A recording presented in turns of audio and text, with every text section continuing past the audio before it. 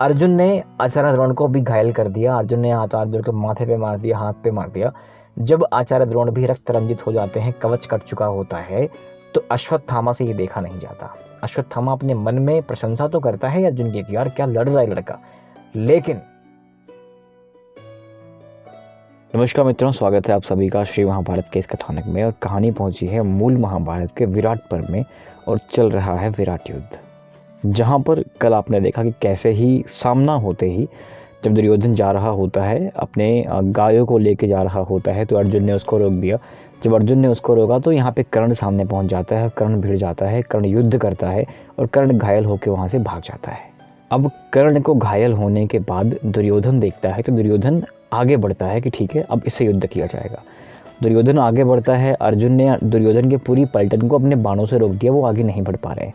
इधर रास्ते में जो बंदा मिल रहा है, चाहे वो कर्ण का भाई हो, चित्रसेन हो या विकर्ण हो, द्रोण हो, कृप हो, वो सबको थोड़ा थोड़ा सा एक बार देखते हुए युद्ध करते हुए आगे निकल जाता है।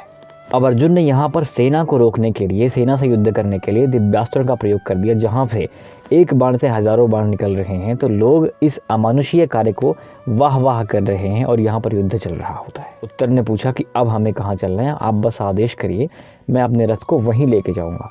तो अर्जुन ने कहा कि देखो वो आचार्य कृप है ना, एक पहचान बताते हैं कि ये रंग है उनके ध्वजा का, ऐसे हैं वैसे हैं, तो वहाँ लेकर के चलो। अभी यहाँ पर मित्रों युद्ध के दशा का, युद्ध क्षेत्र का एक विभत्स वर्णन है। एक विभत्स मतलब घृणित वर्णन है, जहाँ पर किसी के हाथ कटे हैं, किसी के पांव कटे हैं, हाथियाँ गिर रही हैं, कट कट के जल रहे हैं, पटाखे जल रहे हैं, रथ जल रहे हैं। तो उस दशा का एक विशेष वर्णन है। और जब भी युद्ध होता है मित्रों, एक बड़ी पुरानी कहावत है ना कि दूसरे घर का तमाशा देखने आपका पड़ोसी ज़रूर पहुँचता है। यानी कि हर कोई चाहता है कि यहाँ वहाँ लड़ाई हो, मैं आनंद लें। तो यहाँ लड़ाई चल रही है, आनंद लेने वाले ऊपर आ गए हैं, आनंद लेने वाले देवता लोग हैं, अप्सराएं हैं, गंधर्व हैं, सभी लोग ऊपर से युद्ध देख रहे हैं। और योद्धाओं का बेसिकली सिर्फ एक पक्ष का नहीं, क्योंकि हर किसी का अर्जुन फेवरेट नहीं हो सकता और हर किसी का कर्ण नहीं हो सकता, हर किसी का भीष्म नहीं हो सकते। तो ऐसे ही लोग अपने अपने गुर्गों की तारीफ़ें करते हैं, बड़ाइयाँ करते हैं कि वाह का युद्ध किया, क्या युद्ध किया।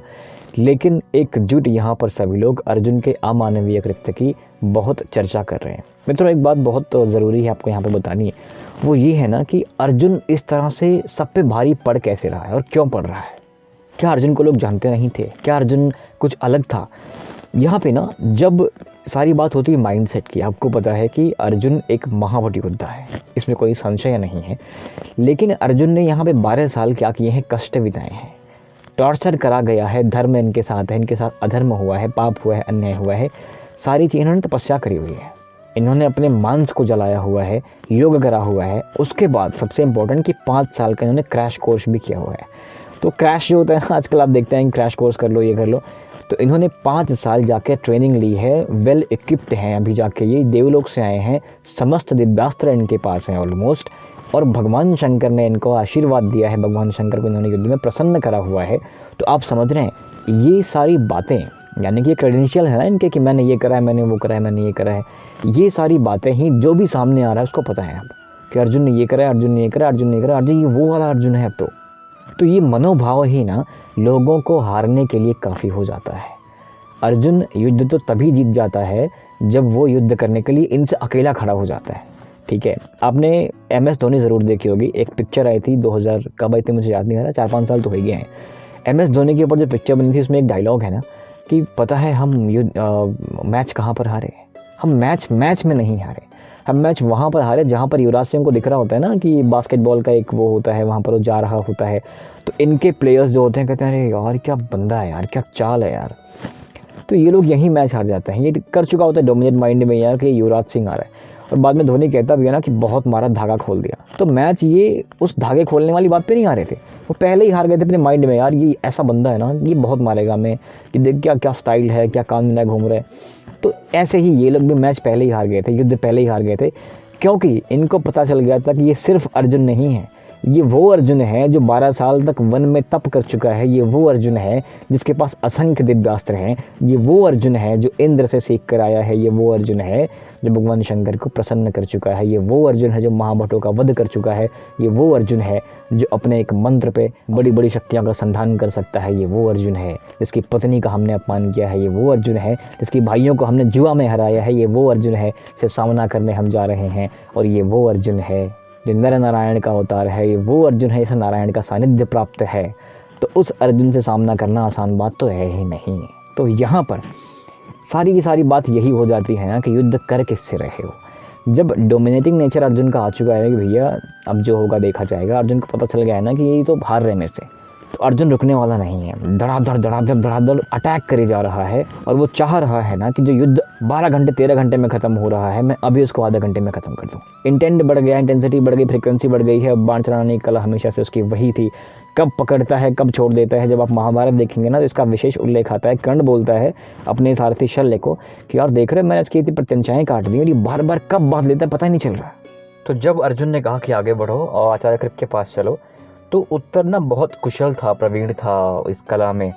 जिगजैग चला रहा है, यानी कि यहाँ पता ही नहीं चल रहा कि वो जा किसके पास रहा है। तो मित्रों, अर्जुन पहुँचता है आचार्य कृप के पास। कृपाचार्य, आप समझ रहे हैं, कृपाचार्य और द्रोणाचार्य ये दोनों ही गुरु थे। पहले इनिशियली जो था वो कृपाचार्य ने सिखाया था इनको, पांडवों कौरवों को, और बाद में इनकी शिक्षा हुई थी द्रोणाचार्य से। तो गुरु ही होता है पहले जाके। ये उत्तर से भी कहते हैं कि जब भी तुम आचार्य कृप और द्रोण के पास जाना पहले उनकी परिक्रमा कर लेना। ये संस्कार है, यही सनातन है, गुरुओं का सम्मान करना चाहिए। तो जाके प्रदक्षिणा करते हैं, उसके बाद युद्ध करते हैं। तो युद्ध करते टाइम आते ही सामने कृपाचार्य ने 10 बाण झोंक दिए अर्जुन के ऊपर। वापस अर्जुन ने रिटेलिएट किया तो आचार्य कृप ने इनके सभी अस्त्रों को काट के हजारों टुकड़ों में उठा के फेंक दिया। यहाँ पर एक घनघोर युद्ध चलता है, कभी ये ऊपर कभी ये ऊपर, कभी ये नीचे कभी ये नीचे युद्ध चल रहा होता है, कभी आगे कभी पीछे। ऊपर से देवता लोग जो है युद्ध देख रहे होते हैं, आनंद ले रहे होते हैं, अप्सराएं देख रही होती हैं, जो उस टाइम की शायद वो होती रही होंगी चीयर लीडर। तो इस युद्ध में कोलाहल में जैसे जब अर्जुन ने कुछ किया तो वहाँ पर वाह अर्जुन वाह, जब इन्होंने कुछ किया तो वाह आचार्य वाह, ऐसी ध्वनियाँ भी आ रही हैं। इन लोगों का मनोबल भी बढ़ रहा है, मनोबल बढ़ा भी रहे हैं ये लोग। इवेंचुअली होता क्या है, एक लंबे समय तक युद्ध चल रहा होता है, घायल हो जाते हैं दोनों जने। इधर अर्जुन को भी चोट आती है, कृप को भी चोट आती है। इवेंचुअली होता ये है कि 10 बाण छोड़ते छोड़ते एक समय ऐसा आता है कि अर्जुन ने आचार्य कृप के घोड़ों को तोड़ दिया, रथ को तोड़ दिया। जब घोड़े और रथ टूट जाते हैं तो आचार्य भूमि पर आ जाते हैं। तो अर्जुन ने प्रहार फिर नहीं किया कि इनका अपमान नहीं करना चाहिए, गुरुदेव हैं।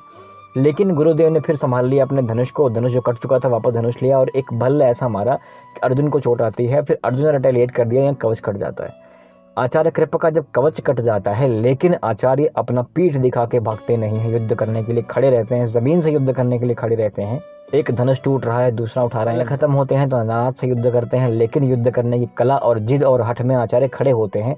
इधर जब इन्होंने देखा आचार्य द्रोण ने और सैनिकों ने कि अब लगता है कि आचार्य हल्के पड़ जाएंगे, बिकॉज अभी इनके पास रथ नहीं है और संसाधन नहीं हो पाएंगे, तो ये हार जाएंगे। इसलिए ज़बरदस्ती वो सैनिक खींच के लेके जाते हैं कि चलो चलो चलो। तो इस तरह से अर्जुन के सामने से आचार्य कृप चले जाते हैं। कृप जाते हैं तो अब बारी आती है आचार्य द्रोण की। पुनः परिक्रमा करते हैं, प्रणाम करते हैं और कहते हैं गुरुदेव पहला प्रहार आप करें, आपके करने के बाद ही मैं उस योग्य होऊंगा कि मैं रिटेलिएट कर पाऊँ। द्रोण ने कहा ठीक है भाई, यही सही। तो एक लंबे समय तक द्रोण अर्जुन में सिर्फ कोलाहल चल रहा है, बाणों से बाण कट रहे हैं, दिव्यास्त्र नहीं आए। लेकिन जब बाणों से बाण कटते टाइम ऊपर जो बैठे लोग हैं ना, जो मजे लेते हैं कि हाँ ये बढ़िया था, ये बढ़िया था, ऐसे करो वैसे करो, तो अब दिव्यास्त्रों के प्रयोग भी हो जाते हैं। पूरी की पूरी सेना खड़े होकर सिर्फ ये देख रही है कि अर्जुन को रोकने वाला आज हमारे पास कोई अगर है तो वो है हमारे आचार्य द्रोण। और आचार्य द्रोण जो है कोलाहल कर रहे हैं अपने ही शिष्य से, वो देख रहे हैं जो कुछ मैंने सिखाया था अभी तक उसको याद भी है। लेकिन अगेन वही बात ना कि जो कुछ सिखाया था उसके बाद इसने क्रैश कोर्स भी तो किया है, जाके वहाँ से क्या क्या सीख के आया है। तो ये मेंटालिटी सब पे हावी ही हावी है। अब अर्जुन के साथ युद्ध हो रहा है, युद्ध करते करते अर्जुन ने अपने असंख्य बाणों से आचार्य द्रोण को एकदम से ढक दिया, मानो एक पहाड़ में ऐसे निकले हुए हों। लेकिन आचार्य द्रोण को परास्त करना आसान नहीं है। आचार्य द्रोण एक आप ये समझ लें अविजित योद्धा रहे हैं। तो आचार्य द्रोण को तो परास्त आप कर नहीं सकते, कुछ कलाएं दिखानी हुई, कुछ कलाएं दिखाने के बाद आचार्य द्रोण को हटा सकते हो आप, यही हो सकता है। अर्जुन ने आचार्य द्रोण को भी घायल कर दिया। अर्जुन ने आचार्य द्रोण को माथे पे मार दिया, हाथ पे मार दिया। जब आचार्य द्रोण भी रक्त रंजित हो जाते हैं, कवच कट चुका होता है, तो अश्वत्थामा से ये देखा नहीं जाता। अश्वत्थामा अपने मन में प्रशंसा तो करता है अर्जुन की कि यार क्या लड़ रहा है लड़का, लेकिन पिता का अपमान नहीं सह पाता। जब भी उसका ऐसा होता है ना, मुझे एक डायलॉग याद आ रहा है, मुझे नहीं पता ये कब आता है महाभारत में और ये मूल महाभारत का है या बी आर चोपड़ा का है, बट ये डायलॉग है कि जब हमेशा ये कर्ण, दुर्योधन, दुशासन आचार्य पे आक्षेप करते रहते हैं ना कि तुम मिले हुए हो पांडवों से ऐसा वैसा, तो जाके बहुत शिकायत भी करते हैं, पिताश्री आप उनको बोलते क्यों नहीं, आप उनको मना क्यों नहीं करते, आप उनको बताते क्यों नहीं, आप सुन क्यों लेते हैं सब कुछ। तो आचार्य द्रोण ने कहा था कि हम अस्त होते हुए सूर्य हैं पुत्र, हमें अस्त हो जाने दो, एक नया सूर्य आने वाला है। तो मुझे ये डायलॉग बहुत प्रिय है कि हम अस्त होते हुए सूर्य हैं पुत्र। कभी कभार मेरे मुंह से मेरे ऑफिस में निकल जाता है कि हम अस्त होते हुए सूर्य हैं मित्र। खैर, तो यहाँ पर अश्वत्थामा का और अर्जुन का एक भयंकर और भीषण युद्ध होने के बाद जब चोटिल हो जाते हैं तो अश्वत्थामा बीच में आता है, अर्जुन के ऊपर प्रहार कर देता है और इधर आचार्य द्रोण फ्री हो जाते हैं। बिकॉज अभी तो द्वैरथ युद्ध चल रहा है ना, ये धर्म युद्ध था, आप समझें। पहले के नियम हुआ करते थे कि एक योद्धा पे 100 जने युद्ध नहीं करते थे। महाभारत में तो कई बार नियमों की धज्जियां उड़ी हैं, चाहे वो अभिमन्यु का वध रहा हो, चाहे पितामह भीष्म का वध रहा हो। लेकिन अभी क्या है कि एक योद्धा से एक बार में एक योद्धा ही युद्ध कर रहा है, जो बीच में आ रहा है कटपिट के भाग रहा है। तो यहाँ पे क्या हो रहा है कि जब अभी अश्वत्थामा और अर्जुन आमने सामने युद्ध कर रहे हैं तो आचार्य द्रोण भी फ्री हो जाते हैं, यानी कि वो बच जाते हैं। कहने का मतलब युद्ध चल रहा था, घायल हो गए थे, फिर युद्ध नहीं करते, वो चले जाते हैं यहाँ से। तो अभी देखा मित्रों आपने कि अर्जुन का कृपाचार्य और आचार्य द्रोण से युद्ध हो चुका है, कर्ण से पहले ही हो चुका है। अब जो लोग रह रहे हैं, स्पेशली पितामह भीष्म रह रहे हैं, तो अभी भी काफ़ी युद्ध होना बाकी है। और इस युद्ध का प्रयोजन क्या था, इसका पर्पज़ क्या था? क्या ये वध होने के लिए था? बिल्कुल वध करने के लिए तो था ही नहीं। नहीं तो अर्जुन का इंटेंट यहाँ पर इनका वध करना नहीं था, अर्जुन का इंटेंट था गौवों को छुड़ाना, उसी लिए आए हुए थे। तो गौवें तो पहले ही छूट गई हैं। अब एक और छोटा सा जो कार्य मेरे ख्याल रह रहा है वो इनके कपड़े लेने का रह रहा है। तो अभी अब आपको पता है कि आगे आने वाले टाइम पे क्या होने वाला है, फिर से भी युद्ध होगा, एक आध बार कर्ण वापस आएगा। तो अभी कर्ण से भी युद्ध होने वाला है, बाकी योद्धाओं से भी युद्ध होने वाला है, उसके बाद कहीं मोहिनी अस्त्र का प्रयोग किया जाएगा। तो संभवतः कल परसों में ये सीरीज़ ख़त्म हो जाएगी विराट पर्व वाली, और उसके बाद हम आगे बढ़ते हैं उद्योग पर्व में। खैर अभी के लिए बस इतना ही। आपके सपोर्ट के लिए बहुत बहुत धन्यवाद। Thank you very much. जय हिंद।